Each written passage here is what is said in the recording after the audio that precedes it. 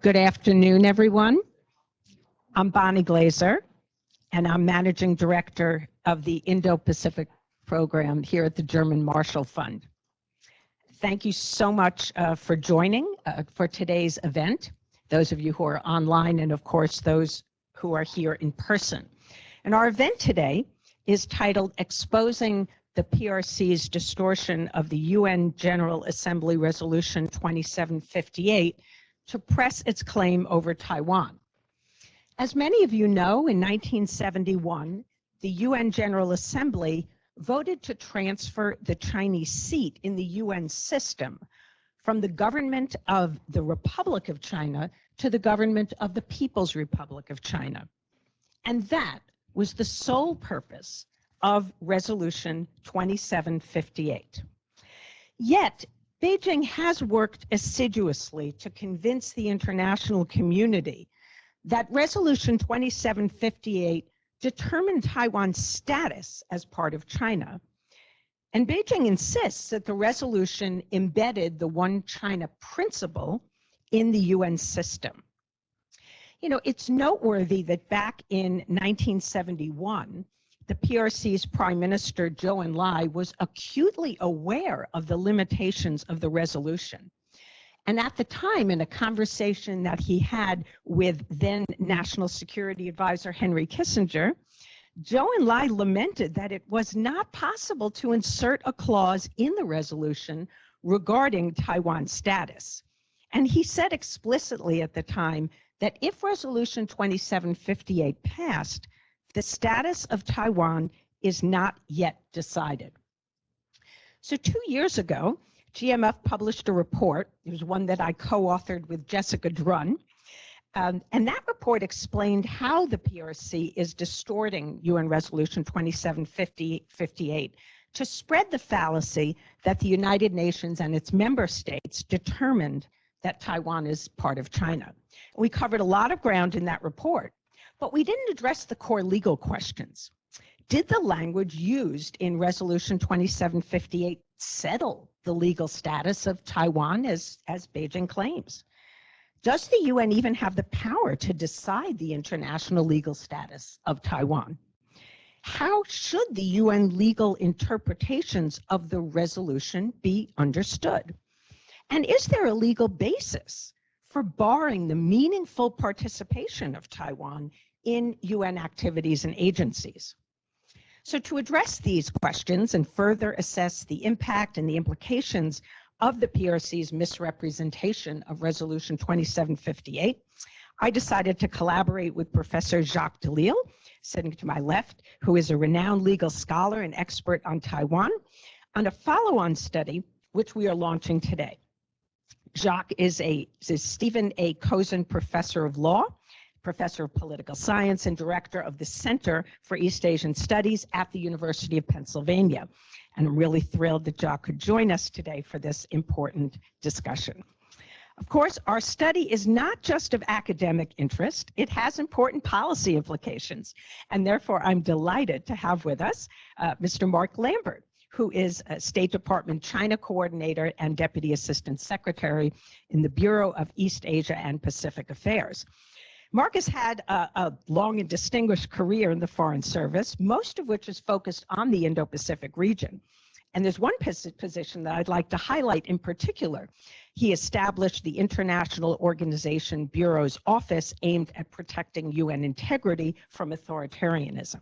So thank you so much for joining us, Mark. So we're going to start with some brief presentations from both of our speakers.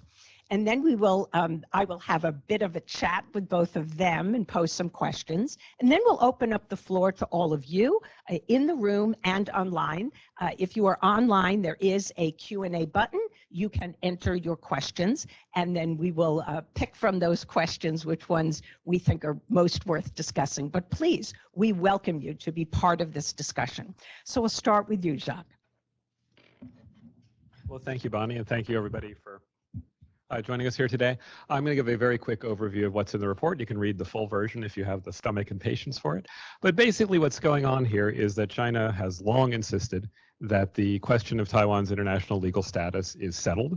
On the most expansive view, it has been settled since before 1895 with the treaty that transferred Taiwan to Japan. But certainly the view now is that Taiwan is a part of China, and China's one China principle. And China has insisted that one of the markers of that, and indeed increasingly the most important one, is UN General Assembly Resolution 2758.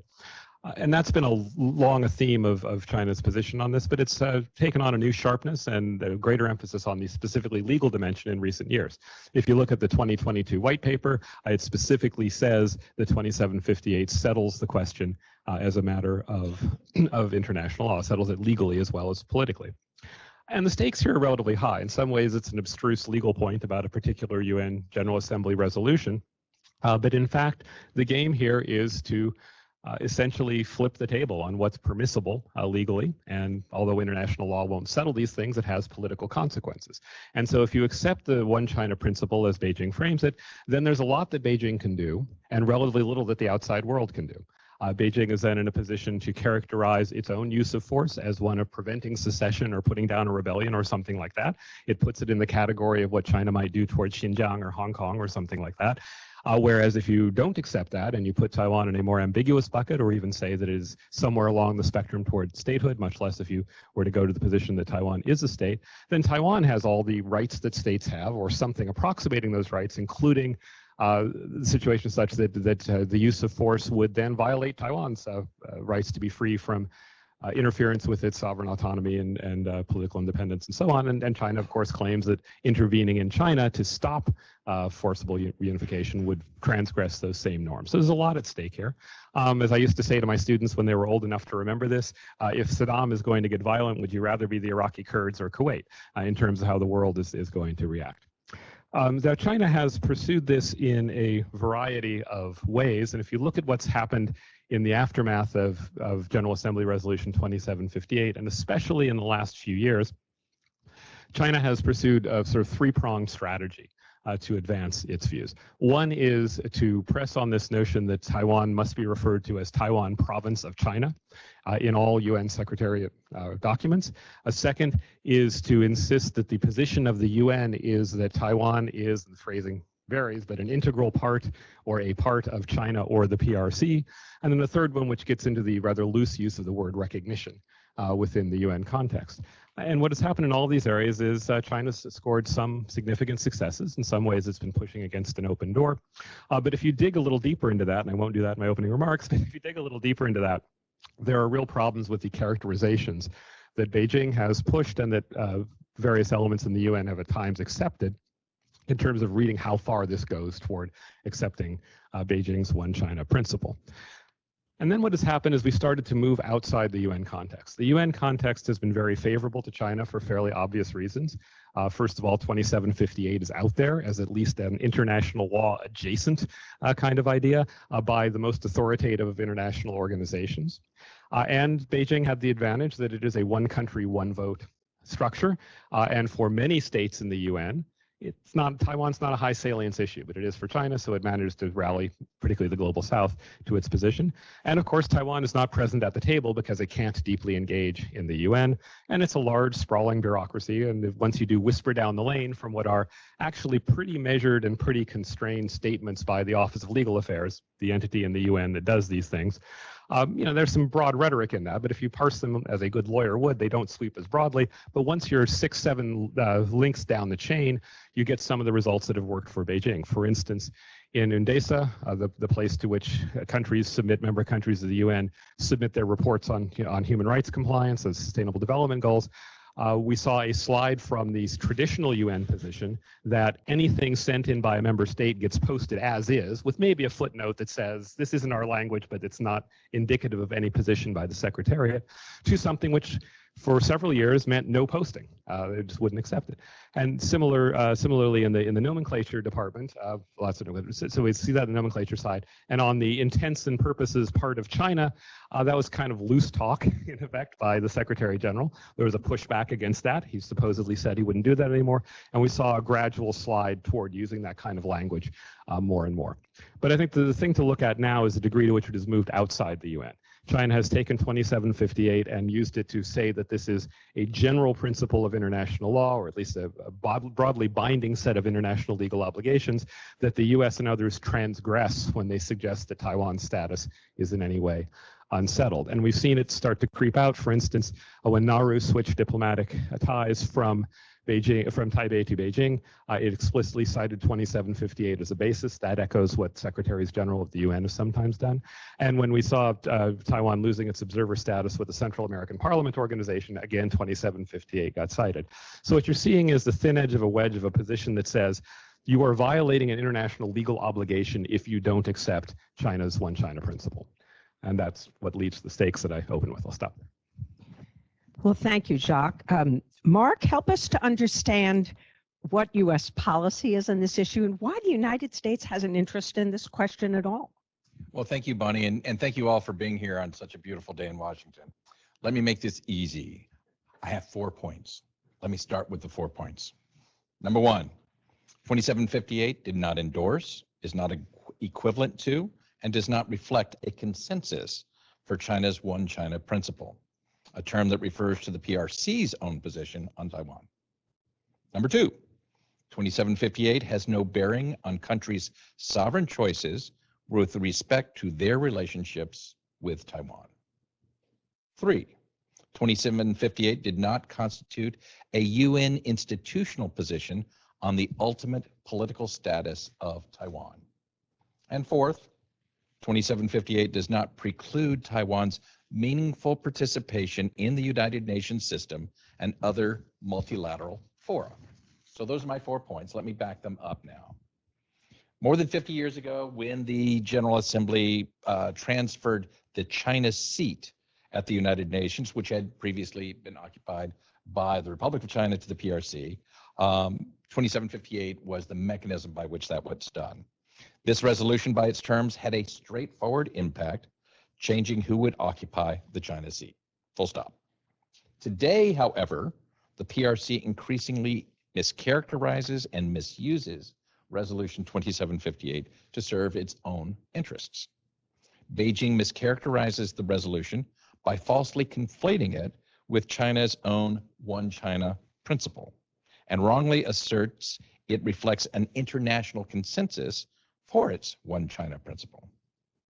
Disconcertingly, there have been several recent public statements echoing this false statement. Jacques made mention of the language that Nauru made when it changed its diplomatic recognition from Taipei to Beijing. That's just the most recent example of this. The phrase One China principle refers specifically to China's own position with respect to Taiwan, in which it claims Taiwan is part of China. By conflating Resolution 2758 with China's One China principle, Beijing is aiming at undermining the sovereign decisions of Taiwan's official and unofficial partners, each of whom have their own unique relationships with Taiwan based on their own unique national policies. To be clear, Resolution 2758 has absolutely no bearing on countries' sovereign choices with respect to their relationships with Taiwan. Such decisions fall clearly outside of the UN General Assembly's purview to dictate. Moreover, Resolution 2758 did not endorse, is not equivalent to, and does not reflect a consensus for the PRC's One China principle, nor did it constitute a UN institutional position on the ultimate political status of Taiwan. The United States and many of our like-minded partners clearly demonstrate how sovereign countries can engage with Taiwan. The United States has diplomatic relations with Beijing, not with Taiwan. Nonetheless, we enjoy a robust unofficial relationship with Taiwan consistent with our own One China policy, which is guided by the Taiwan Relations Act, the 3 joint communiques between Beijing and Washington, and the 6 assurances between Washington and Taiwan. Our One China policy, like similar policies in many other countries, is different from China's One China principle. We maintain diplomatic relations with the PRC, but we also maintain cultural, people-to-people, and other unofficial ties with Taiwan. Sticky fingers. Through the American Institute in Taiwan, we have a non-governmental organization authorized by the Taiwan Relations Act that allows us to carry out our unofficial relations with Taiwan. Our cooperation continues to expand and strengthen in mutually beneficial ways. Let me give you just a few examples of how this works. It allowed us to launch the U.S.-Taiwan Initiative on 21st Century Trade in 2022. It surprises many people to find out that Taiwan is the United States' 9th largest trading partner. It has allowed us to convene the inaugural Science and Technology Cooperation Dialogue in 2023. It surprises many people to see how robust economic, science, and technology cooperation is between the United States and Taiwan. And most recently, it has strengthened our economic development assistance cooperation through memoranda of understanding implemented by USAID and the U.S. Development Finance Corporation, which allows us to do development assistance projects where appropriate with Taiwan. I would argue that we need to collectively push back at China's mischaracterization of Resolution 2758 so that countries around the world know that they can maintain or develop robust relationships with Taiwan, and so that Taiwan's diplomatic partners know that the resolution has absolutely no bearing on their sovereign decisions regarding their relationships with Taiwan. I would add another group here as well. Countries that currently do not interact with Taiwan but are curious about how to engage with Taiwan. Taiwan is a major economic player. Many countries are starting to recognize that most of what happens in the 21st century economic sphere would be impossible but for Taiwan. So it's important that these countries understand the background of Resolution 2758 and what the resolution does and does not say they may do. The German Marshall Fund report is a very useful tool in this important endeavor. We all need to do more to make sure Resolution 2758 is represented accurately. In addition to mischaracterizing Resolution 2758, I would argue that Beijing also misuses the resolution in an attempt to isolate Taiwan from the international community and restrict its meaningful participation in international organizations. Contrary to Chinese claims, Resolution 2758 does not preclude Taiwan's meaningful participation in either the UN system or in other multilateral fora. By misusing Resolution 2758, China denies the international community the ability to benefit from the valuable expertise and resources Taiwan has to offer in addressing today's most urgent and critical challenges. I would argue this is most evident in the area of public health. Had the Taiwanese been allowed to share information in the lead up to COVID, the world might have been a very different place. Taiwan's exclusion from key international fora has a direct negative impact on the well-being of the global community. Despite Taiwan's model COVID-19 response, you will likely not see Taiwan as an observer in the upcoming 77th World Health Assembly next month.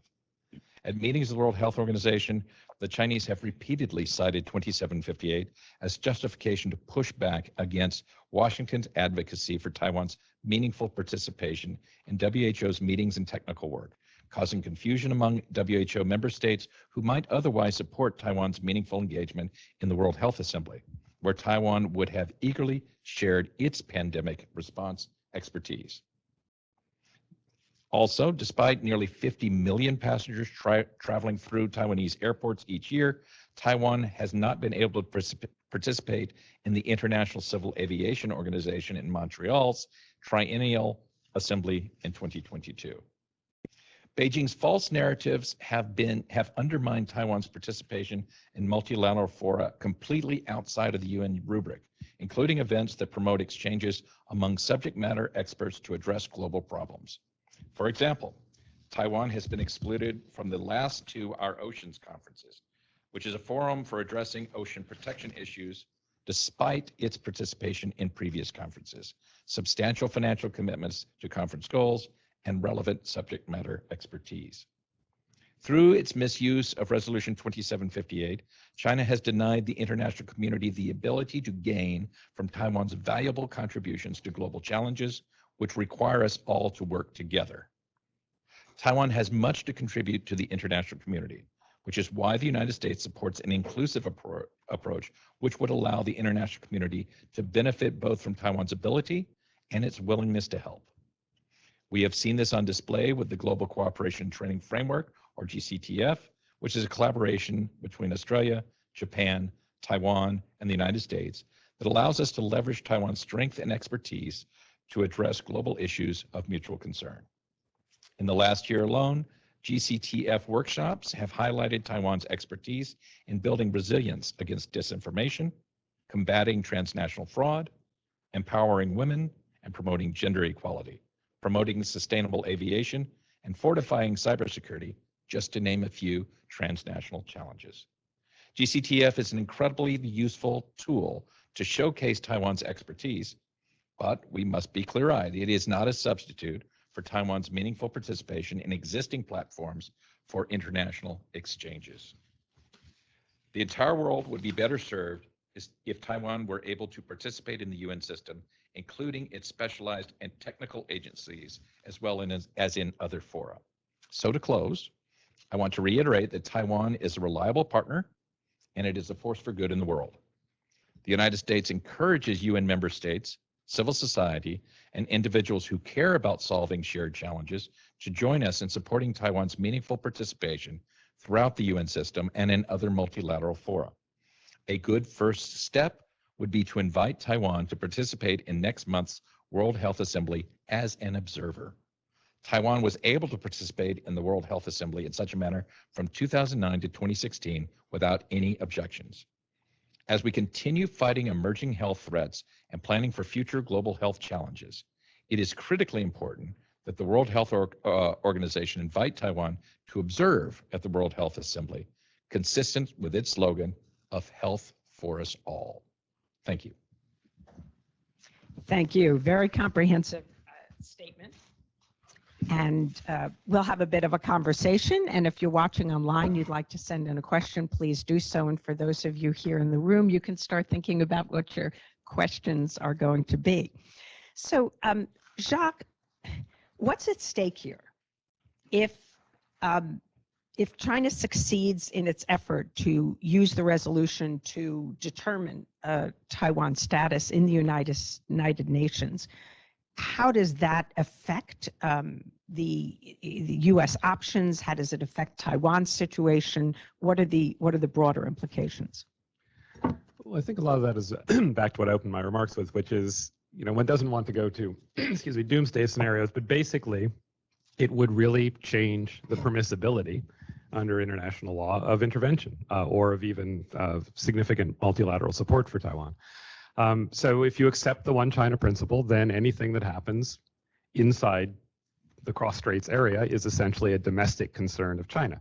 And that, of course, would make it problematic as a legal matter and more difficult as a political matter, and especially in terms of cooperating with like-minded states to deter or to push back. Because then you are essentially, if you accept this principle, doing something in Chinese territory about Chinese people, and that's clearly the PRC view, and that has moved the border in effect for what makes behavior permissible or not. Now, one thing that I think is worth underscoring here is that even if China were to prevail in getting general acceptance of its one China principle, and I agree fully with Mark that has not happened in the world, that doesn't necessarily mean that the world has to sit by idly. That is, it's pretty well established now as a matter of international law, and I think also of a fair amount of international political behavior, that things that go on inside a country can at some point become a threat to international security, and that therefore warrant pushback and reaction. Certainly, certain measures can violate human rights, international humanitarian law. Depending on how it plays out exactly, you could have law of the sea issues. I mean, it's not that once you've lost that game, it's all over. But the more important point is to start at the beginning and say, what's really at stake here is where is Taiwan on the spectrum from a fully independent state, which the U.S. could ally with as it could with any other, and could ride to the collective self-defense of, which is a bridge farther than we've gone, certainly, versus it's purely an internal matter for China, in which case you have a much higher hurdle to clear to make it a matter of international concern in which other states can intervene politically, militarily, economically, whatever. Mark, you said in your remarks that there's a need to collectively push back. And I know you talk to a lot of our allies and partners, so without calling anybody out, because we'll let those governments speak for themselves, can you characterize in general what the concerns are that you hear from our allies? And secondly, what are we already doing to counter China's effort? Can you talk about any things we might consider doing forward, going forward to push back? Yeah, I think the first step is to raise awareness. Let's face it, this is a pretty self-selected group of people who follow a fairly obscure issue. Most people in the United States and elsewhere don't know about it. So we need to do a better job of raising an understanding that 2758 is not what it's being characterized by some people, and that we would all be safer, we would all be more secure, our health would be less in jeopardy, our aviation safety would be less in jeopardy if Taiwan were allowed to participate in certain international bodies. At the same time, we need to underscore, Washington has diplomatic relations with Beijing, not with Taipei, full stop. We are not saying that these are the same thing. China's One China principle and US One China policy are separate things. It's not the thing, it's not the sort of difference of opinion that lends itself to a quick soundbite. So we have to invest the time both here domestically, but I think with countries around the world to raise an understanding of what US policy is, but also I think more importantly in this particular case, what we're missing out on Taiwan not being able to participate in these organizations. One quick follow-up for you is that what I often hear from PRC officials is that they believe that allowing Taiwan to participate in the United Nations is just the leading edge, that this would lead to Taiwan basically being on a path to being recognized as an independent sovereign state. And some even suggest that the United States, in supporting meaningful participation for Taiwan, really does this as part of a covert effort to support independence for Taiwan. So what say you? Well, I mean, first of all, I would say that is not US policy. But if Beijing were interested in our approach on this, let's have a discussion about it. Let's shine a spotlight on it. China has some of the best diplomats on earth. Let's sit down and talk, and not just bilaterally, but let's talk multilaterally about what's at stake. The Chinese have come to terms with Taiwan's meaningful organization in APEC, and APEC is a stronger institution as a result. I think similar arguments could be made about observer status in the World Health Assembly and some type of participation in Montreal at ICAO. I think it may be worth underscoring the disjunction between membership or engagement with the UN and status in the international system, right? I mean, as you look at UN membership, there was a time when the Soviet Union had 3 seats. Nobody thought that 2 of those were real states. Palestine, which at the moment doesn't tick the boxes of being a state, is not a member, but gets state-like status at the UN. And of course, China has been, in the past, as Mark points out, open to the position that with Chinese acquiescence, Taiwan can engage to some degree. That was the 8 years at WHA during the Ma Ying-jeou administration, as well as 1 round of the ICAO triennial conference. So, there's a sort of odd quality to this, in that on the one hand, China pushes this notion that 2758 tells us a lot about the way the world actually is, when in fact it's really intra-UN, and within the connection between the UN and anything else is a lot looser than the arguments we're hearing now to Beijing frame it. Let me dig deeper into one of the issues that you also raised, Mark, the differences between the United States One China policy and Beijing's One China principle. There are many different One China policies around the world. I don't know if we could actually cite 2 that are exactly the same. There's quite a bit of difference. Maybe you can comment, though, on what you think are the really crucial differences between our One China policy and the One China principle. I'm happy to, Anbani, and I always look at my notes during this. There was a time when we had laminated cards to spell them out because words matter. You don't have them anymore? Well, we're updating them. Words matter, but you're exactly right. There are a number of countries around the world with One China policies, and none of them are exactly like ours, and ours don't resemble the others. So let me go quickly on China's One China principle, and I want to be fair to the Chinese, refers specifically to Beijing's position about Taiwan. In short, it claims Taiwan is a part of China, full stop. In contrast, Washington's longstanding one China policy, it's a policy, not a principle, again, words matter, is guided by the Taiwan Relations Act, which allows us to provide necessary defense articles, the 3 joint communications between Washington and Beijing, and the 6 assurances between Washington and Taipei. We maintain diplomatic relations with the PRC, but we also maintain an unofficial relationship with Taiwan. This includes commercial, cultural, people-to-people, and other unofficial ties. And through the American Institute in Taipei, a nonprofit corporation through which we carry out unofficial relations with Taiwan.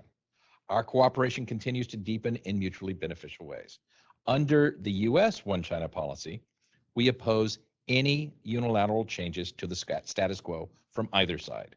We do not support Taiwan independence. Let me underscore that. We do not support Taiwan independence. We support cross-strait dialogue, and we expect cross-strait differences to be resolved by peaceful means, free from coercion, in a manner that is acceptable to the people on both sides of the Taiwan Strait. That's our policy. Great. Jacques, can the UN actually decide Taiwan's legal status, and how would Taiwan's legal status ever be decided if it's not the UN? Why is Beijing so fearful, from your perspective, about Taiwan having participation in the UN? Well, the first question is easy. No. The second question requires a somewhat longer answer. So one of the things that is problematic with China's current and recent interpretation of 2758 is this attempt to portray it as something not only that the UN did do, but that the UN could do. So Mark raised some of the points about what the UN did not do, right? This is really about assigning the Chinese seat. Who gets to hold the Chinese seat at the UN? That was clearly shifted from Taipei to Beijing. That's what it did. It didn't go through the Security Council, so it couldn't have been a membership question. It was really a credentialing question. 30 plus states, I think, said that in the debates at the time. So it's very cabined in that sense. If the UN had purported, or if someone could read 2758 as settling that question or purporting to settle that question, that would essentially be a claim that the UN did something it cannot do. The UN General Assembly is not a legislature. It's not an international court. It doesn't get to decide these kinds of questions. And the UN has consistently said it is not in the business of recognizing states or governments. That is a prerogative of other member states. It's a very decentralized thing out there in the world. So the attempt to say that it really settled it can't be that simple an inference. I mean, China has some other arguments which are a little closer to persuasive on sort of how you get to the position of settling Taiwan's status. And 2758 feeds into that in the sense that China does stress the lack of recognition of the ROC, its limited number of diplomatic partners, and so on. And those do speak to questions that do matter for international status. I mean, there's a well-settled set of international legal principles that the criteria for statehood are not whether other people think you're a state. It's ostensibly an objective fact about the world. Do you have a population that's stable and recognizable? Do you have territory that you govern? Does your government govern independently and not as a subunit of something else? And can you engage in relations with other states? So with 2758 and the Chinese attempt to squeeze Taiwan out of international participation is about hitting on that fourth prong. That is trying to minimize its ability to engage in informal relations with other states, as well as formal relations. We've seen the poaching of diplomatic allies. So that's what's going on. But ultimately, this is a highly decentralized system. And the status of any entity really depends on how the rest of the world judges and engages it. So, and those are more or less credible positions based on how some entity functions in the world. But because it is so decentralized, and there's no real way of doing this, it is in a realm where we have so little consensus, multiple one China policies, some diversity of diplomatic relations, a debate we can have about how much informal versus formal counts. We're just miles away from a clear consensus on that. And so where we've got the problem is that Beijing has asserted this is settled, and settled to the point of being a legal obligation of other states to accept the one China principle, whereas the US view and the view of many others is, who knows? I mean, this is all sort of debated, contested. We're kind of making it up as we go along. Okay, great. Maybe I'll ask one last question, then we'll turn to the audience. Jacques, we, in our report, put forward some recommendations for what the United States could do. Maybe you can review a few of them, and then maybe Mark can comment on a few of them. Sure. Well, we've got a full page, so I won't go through all of them. But so I think there are a few strands to run through it. One is that if one wants to push back against China's argument concerning its one China principle, there's some safety in numbers and something to be gained by collaboration among like-minded states. You don't have to be on the same page, but you have to be on the opposite page from what China is arguing. So to sort of make clear that there are a variety of positions out there and that that's worth doing. A second one is to pick up on my last remark, to push back against this notion that this is settled. I mean, this is to push back against China's mischaracterizations of 2758 and also of the Office of Legal Affairs within the UN, which has issued some rather broad language and say, look, this isn't a fair characterization of what's happening. And I think to link it to broader questions. I mean, let's be frank, much of the world doesn't care all that much about Taiwan. The US cares more than most other states do, or than many other states do. And so the point is partly to follow up on some of Mark's points to make the argument that accepting the one China principle and the attendant marginalization of Taiwan's engagement with the international system hurts systemic values. It takes Taiwan out of the picture of its contributions, but beyond that, it also just has this. It's a piece of the broader erosion of a rules-based order and institutions, and to essentially claim the UN has done something it can't do is problematic. To sort of mischaracterize the legal consequences, these kinds of things, I think is part of a broader threat to a rules-based order that the US is committed to defending, and that has actually served China pretty well for the last few decades. The only thing I'd add to what Jacques said was that illustrating so that voters around the world, so the person in the street can understand what we're missing out on. I think the nightmare that was COVID should be the most obvious. The World Health Organization would have been far better prepared to help us all, every human being on this planet, if Taiwan had been allowed to engage meaningfully in Geneva on those weeks before COVID broke out. If that's not a compelling story, I don't know what is. Okay, floor is now open for questions, and if you have a question, please state your name and affiliation, and please do put forward a question. Yeah, hi. My name is Tina Chung with Voice of America's Chinese branch. Secretary Blinken, this is to Mr. Secretary Lambert. Secretary Blinken has told Beijing last week, according to State Department readout, that reiterating the U.S. one China policy hasn't changed, and all those, guided by the Taiwan Relations Act and those communications. 6 assurances, but Beijing still lashed out today. The foreign ministry still calls the U.S. President Biden signing the military aid package to Taiwan. They said this is violating China's sovereignty and all those things. It's a one China principle. So I'm just wondering, for this kind of a tit for tat, and you said one China policy, and they said still call it a one China principle. How do you respond, or do you have anything else that you can push back to the Chinese position and criticism? Thank you. I think it's very important that we underscore in our conversations with Beijing, but globally, we do not want the cross-strait tension to exacerbate. We would like to see the disagreements managed in a responsible way. That's one of the large reasons why Secretary Blinken was in China last week. And the Chinese have made their position very clear about this round of defense articles that we provided. This is a regular exchange we have. I think the important thing is our commitment to address these issues responsibly, and our call for Beijing to be equally responsible, and for Taiwan to be equally responsible. Other questions? Yes, please. Wait for the mic.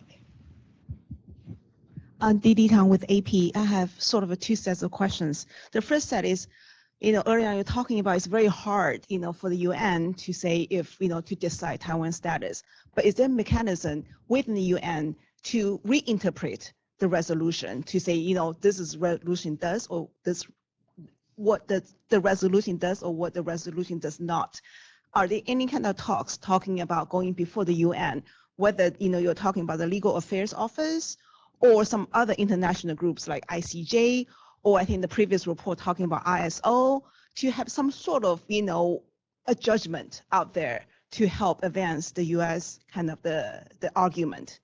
And then the second kind of question is actually for Mr. Lambert. So I just want to know if, for the State Department, if, in another year or two, if you have to go before the Congress say, hey, what you have done to help advance, the Taiwan status in the international community, what would you say to the, what kind of success do you see that the State Department can have with the effort, the campaign, to help to push, Taiwan's, to help elevate Taiwan's status? You want to go with the first one? Sure. So the answer is it'd be tough. There's no really formally triggerable mechanism for interpreting a UN resolution. Of course, the General Assembly is free to pass additional resolutions, and in many enduringly controversial issues, we see not only the General Assembly, but in some cases the Security Council pass resolution after resolution on the same topic. Obviously, that hasn't happened since 2758 went through. There have been sort of de facto informal interpretations, and that's much of the story of what's in the report. That is, you get the Office of Legal Affairs issuing these two memos in 2010 that have very broad language, that all UN documents are supposed to say Taiwan province of China, or that Taiwan is, in the view of the UN, for all intents and purposes, an integral part of China or the PRC. I mean, it varies a little bit. And there's been pushback against that. The US has done it. In the 2007 non-paper, took on both those issues. Taiwan's diplomatic allies have done that quite assertively in the UN context, writing lots of correspondence to the Office of Legal Affairs and saying, and to the Secretary General saying you're being badly advised on the legal significance of the resolution and so on. So you see that kind of informal game going on. I don't think there's a lot of, I don't think either side of the debate is likely to gain from trying to reopen the can of worms of 2758. It would be more a question of, do resolutions concerning Taiwan's participation get before the General Assembly? And much as Ban Ki-moon had said that in 2007, where he returned as not receivable because of the legal consequences of 2758, Taiwan's application for membership sent through its diplomatic allies. He also said at that time, look, the General Assembly can do whatever it wants. It's really, if the General Assembly wants to put that or anything else on its agenda, it is free to do so. The problem, of course, is getting the votes for it.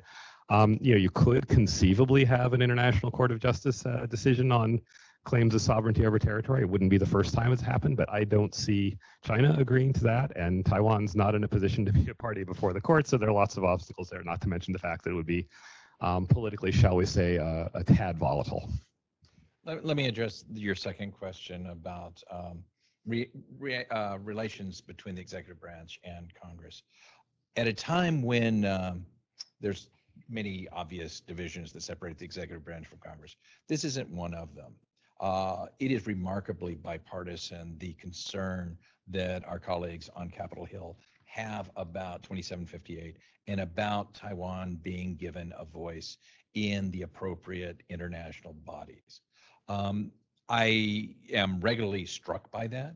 At the same time, there's remarkable harmony between the executive branch and the legislative branch on what we need to do. And I began by talking about the first step is raising public awareness, not just within the United States, but internationally. It's a complex issue. Most people on our planet are completely unaware of this. So we have to do a better job about mainstreaming it in our discussions with UN member states about what it is and what it's not. And that's why we're grateful for the partnership with German Marshall Fund and with other think tanks around the world that are shining a spotlight on this. Great. Another question? Yes, over here.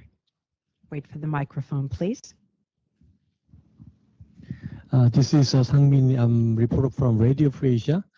Actually, I'm bringing up this question about the China and North Korea. The last week, the Secretary Blinken had been to China and then brought up the issue of North Korea. And then he asked China to put pressure against North Korea not to launch their ballistic missile, something like that. So I want to know how China react this United States asking this about North Korea. And then do you think that there is any possibility that US and the China and North Korea have a summit in the coming months? Our concerns about the DPRK's ballistic missile and nuclear program are longstanding. You know, there have been numerous UN Security Council resolutions opposing both programs. And many times over the past several years, China has been a terrific partner on working together about trying to stop the DPRK's nuclear program and its ballistic missile program. I don't want to go into details about diplomatic discussions that Secretary Blinken had last week in China, but I would like to underscore that we are sincere in wanting to have real discussions with the DPRK about this that will end in the ultimate denuclearization of the peninsula. Other questions? Maybe from one of the non-reporters? I feel like this is turning into a press conference. Thank you. Mike Fonte in the front. Thanks for a fine presentation. I'm Mike Fonte. I'm the director of the DPP's mission here in Washington. There was recent reports about the way that the Chinese within the UN have stopped the distribution of funds to any of the allies of Taiwan. I wonder if that's rung any bells with you and how that might be resolved. There was a Post article, I think, and then the Taipei Times reported that. I've heard anecdotal reports. You know, I think Taiwan has, of its 12 diplomatic partners, 11 are UN member state. I'm unaware of specifics on this. If your office has specifics, please do let us know, and we can work with our team up in New York and in Geneva to follow up. Other questions? Okay. Thank you, Russell. Hi, thank you. Russell Shell with the Global Taiwan Institute. I suppose this question is more directed at Jacques, but I would welcome the other participants to weigh in also as well.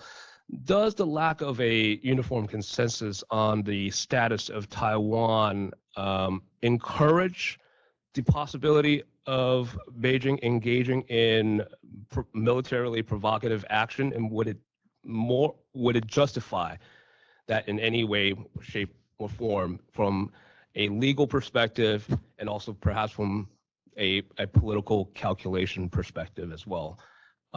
Just wanted to sort of understand the military or security implications of the legal arguments that Beijing is trying to put forward to maybe justify the use of force against Taiwan, and the need to perhaps clarify the position before so that it would minimize the Beijing's arguments for or justification for use of force against Taiwan. There are a lot of moving pieces in the possible scenarios, so it's kind of hard to give a general answer, but I think both ends of the spectrum are probably the ones that are most conducive to conflict or their use of force. That is, if the world were really to accept fully Beijing's One China principle, if we consider it as a settled matter, that Taiwan was a part of China, basically the broadest readings that Beijing offers of UN positions, then it becomes that much harder legally, and I think as a practical matter politically, to push back against coercive measures Beijing might take, whether those rise to the level of military action or more gray zone type things. That, because Beijing can then argue this is interfering in internal affairs, it's using or threatening to use force in a way that is detrimental to the territorial integrity and sovereign autonomy of a China that includes Taiwan and so on. So it gives Beijing a freer hand and makes it more difficult for other states to justify action.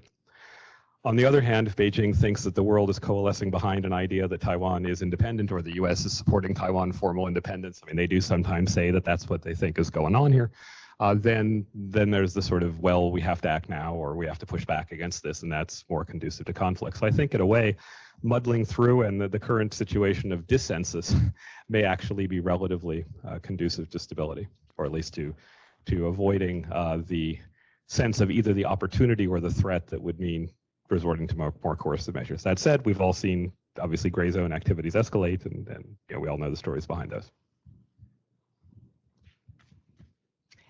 So let me pose one question that came in from somebody watching online, which is sort of a restatement of a question that I asked before, but we'll try it a different way.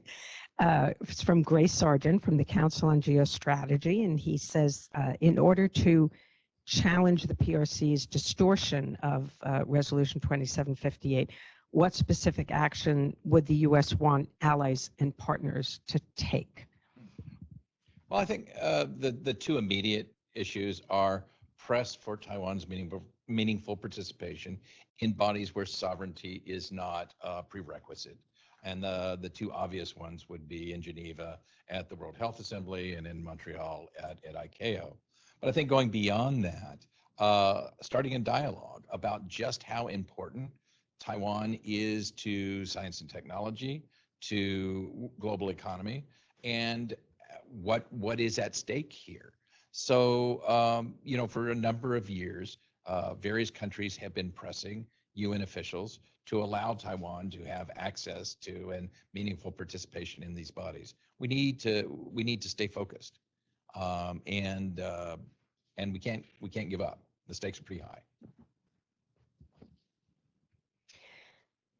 Mark, do you think that there is a way that the United States and other countries can convince the PRC that supporting Taiwan's meaningful participation in the United Nations is not, as I said earlier, some way of really promoting Taiwan independence? That is certainly U.S. policy. I believe it is U.S. policy.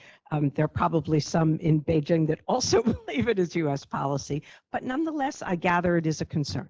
It is a concern, and look, I'm a diplomat. I'm paid, as are my counterparts in Beijing, paid to find peaceful solutions to complicated problems. In the past, Beijing has been willing to let Taiwan participate meaningfully in some of these assemblies. So there is a precedent. Beijing does allow Taiwan to participate in APEC and in some other international bodies. And I think that it would be in Beijing's long-range best interest to allow the Taiwanese to have meaningful participation. We could underscore again, as I tried to do here today, United States policy is not to support Taiwanese independence. Our policy is pretty clear on these things. And a more confident Beijing willing to allow Taiwan and not stand in the way of Taiwan's meaningful participation, I think would send a good signal to the rest of the world. I think it's worth underscoring the degree to which entities that don't have secure state status in the international system do participate. Right. I mean, Taiwan's a full-fledged member of the WTO. Hong Kong is too. Yep. So even entities that the world accepts as being part of China's sovereignty, Hong Kong, do, granted with China's permission, but do have the opportunity to be full participants in not state member-only organizations. I have a question from somebody who is in Taiwan. Dr. Yu, and he says that since 2758 only deals with the PRC seat in the UN, can Taiwanese people use the right of referendum based on the UN's Charter on Self-Determination to decide their status? Oh, I'm so glad there's a lawyer here. I think that's for you, Jacques. Sounds like it. Okay. So the one common article of the two human rights covenant is the right to self-determination of peoples. Sounds very simple, except the question is, who are the peoples? And from Beijing's view, the people in Taiwan are part of the Chinese people, and my guess is a referendum with 1.4 billion plus 23 million might not go very strongly for Taiwan independence or anything like that. If there is a separate Taiwanese people, and that assertion is made, then potentially there is an argument for a self-determination claim. That has become easier in Taiwan as the Waishengren, the Taiwanren sort of division has broken down. But that's two things. One is that would be highly provocative to suggest that a referendum be held in Taiwan to determine its future. We saw that, if memory serves, the Chud Shui-bian years, we got a little close to that, and it produced quite a blowback, including from one of your predecessors. And the other thing to keep in mind on this is that nobody thinks that the international right to self-determination necessarily means a right to an independent state. It is a right to self-governance, autonomy, a lot of slack for accommodation of your distinctive ways and all of that. And then we would get into a debate about what a special administrative region or a special autonomous region of China might afford Taiwan. That's not a view which I think many Taiwanese would find attractive in terms of what would be on offer in principle, and probably even more so what it would look like in practice. We saw what happened with the view of the one country, two systems model in Taiwan after what happened in Hong Kong a few years ago. But there's no clear, easy legal path, because you first have to clear who's the people, and that you get to do it. A referendum is a preferred form of self-determination, but not the only one, and then say that it leads to independence because there's no way China would accommodate. And every step of that is really fraught and probably not in anyone's interest at the moment to pursue. Any final questions in the room?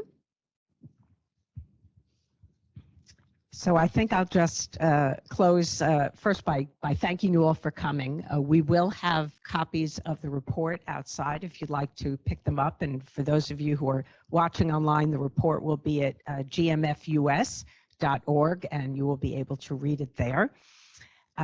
We think this is a very important issue. For many, many years, I've been working on Taiwan's participation in the United Nations, in its specialized agencies. And I must admit that I think that the situation, in a sense, has deteriorated. We have seen that not only officials from Taiwan or journalists from Taiwan are unable to get into UN buildings, but even citizens, just average people, average Taiwanese who go to the UN in New York who want to get a tour, cannot get into the building if you're like a high school student using your passport. And I think that one of the major reasons why we have seen a deterioration in the situation is because Beijing has really been pushing on an open door. There has been very little pushback from the international community. And I think that Beijing has made a mistake, from my perspective, in trying to use what was a simple 3-paragraph resolution passed in 1971 that gave the government of the PRC the China seat at the UN to decide Taiwan's status and its future. And I think that this is something that is not only against the interests of people in Taiwan, but it's really against the interests of a much broader global community. It undermines the integrity of the United Nations, and it really puts at risk our rules-based international order. So I want to thank you all for coming, and I hope that you will all read the report and continue to follow the work that we do here at GMF. And I want to thank Jacques Delisle and Mark Lamberg for joining us today.